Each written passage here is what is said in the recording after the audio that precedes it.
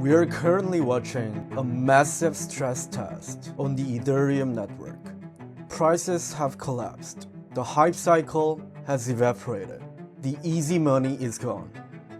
In engineering, a stress test is useful. It breaks the weak components and reveals what is actually durable.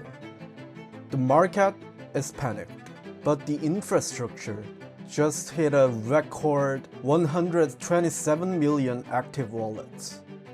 So, is this the end of the road? Or is it a massive mispricing of a critical asset? To find out, we need to stop looking at the ticker tape and start looking at the plumbing. Welcome to Growth. I'm Sean, your guide to money and navigating the frontier of innovation. To understand the value of Ethereum, we first have to unlearn what the media have told you. Most people put Bitcoin and Ethereum in the same bucket.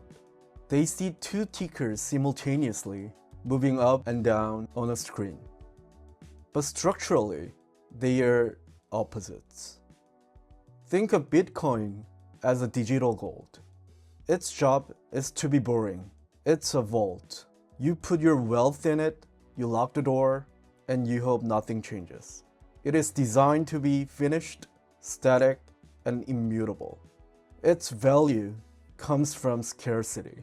Ethereum is not gold. It is digital electricity. It isn't a vault, it's a factory. It's a global computer to do things. Its value doesn't come from sitting there. Its value comes from utility.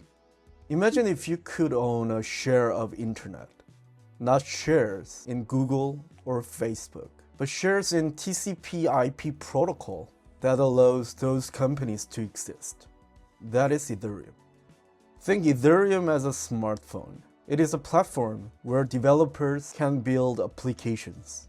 Today, those applications are banks, dollar equivalents, and digital goods. When you buy Ethereum, you aren't just having a coin. You're buying a claim on the revenue of the world's first digital app store. But here is the problem. If this digital factory is so valuable, why is the price crashing? For years, using Ethereum was painful. It was slow and expensive. So, the engineers executed a radical pivot. They stopped trying to cram everyone in the city center and built suburbs. Think of the Mainnet as downtown Manhattan. It is secure but expensive. Rather, layer 2s are like the suburbs and highways. They are fast, cheap, and consumer-friendly. The data shows that while the city looks quiet, the suburbs are booming. Daily transactions on layer 2 networks have surged to nearly 1.9 million per day. Why does this matter? Because this renovation, making the network cheap and scalable, is exactly what the biggest financial institutions in the world were waiting for. While retail investors are looking at the price chart, Wall Street is looking at the tech specs. BlackRock CEO Larry Fink isn't buying Ethereum to gamble. He's building products on it. BlackRock launched a tokenized treasury fund directly on Ethereum. It now manages over $2.5 million on it, making it the largest tokenized fund in the world. PayPal launched their stablecoin on Ethereum, reaching a market cap of over $3.8 billion. Visa reported settling over $200 million in stablecoin transactions in the second quarter of 2025 alone. They are not choosing the fastest chain.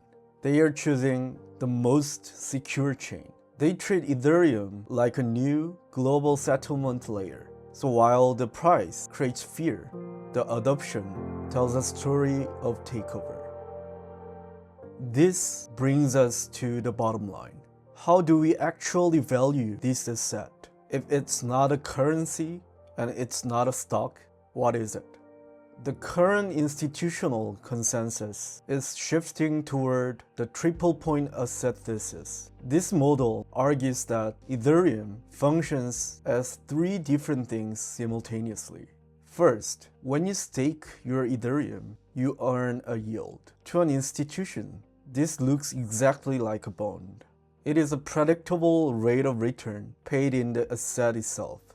Most crypto assets pay you yield by printing new tokens, diluting your value through inflation. Ethereum pays you yield from revenue.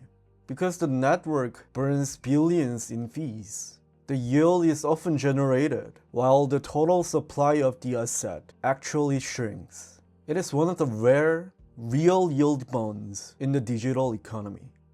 Second, it is a consumable asset. Remember digital electricity?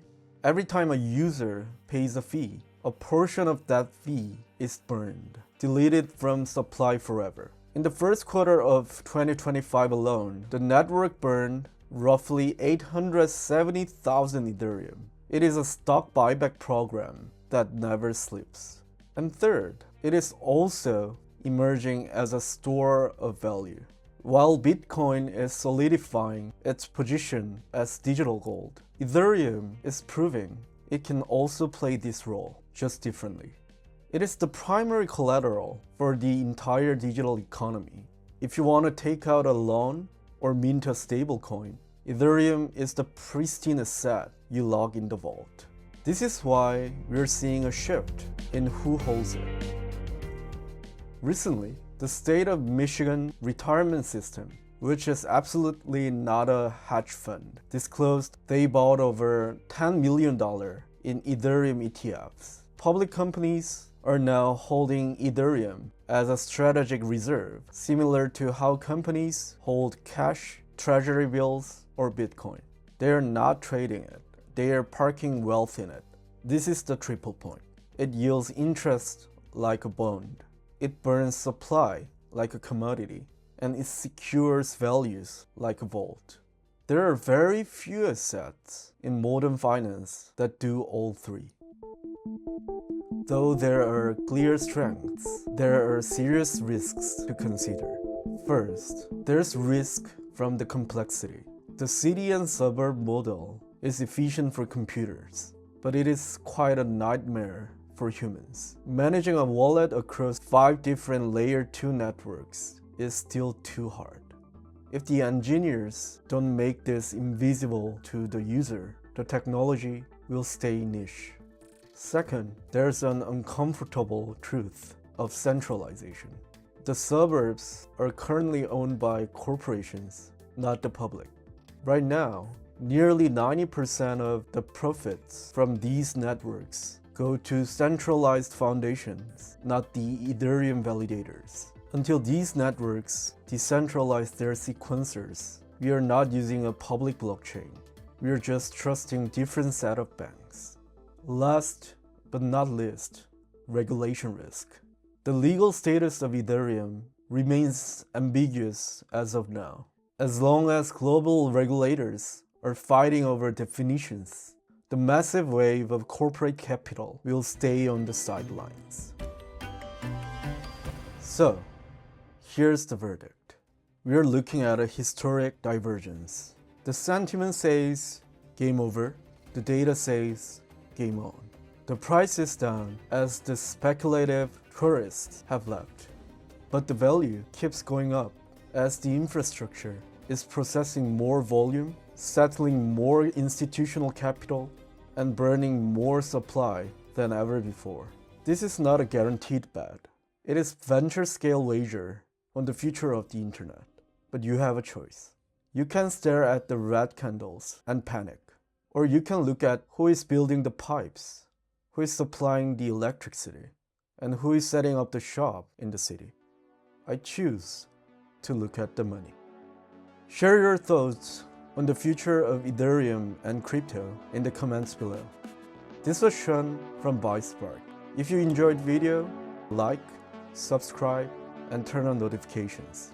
And for the written version of video with full references, subscribe to our newsletter. Thank you for watching. Until next time.